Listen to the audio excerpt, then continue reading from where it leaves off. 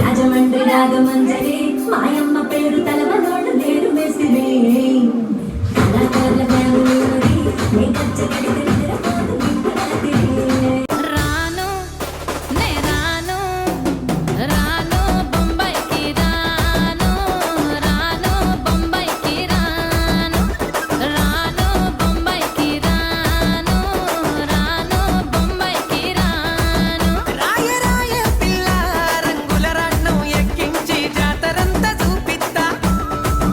రాను అది ఉంటే చాలరా, ఆ తర్వాత ఏదైనా.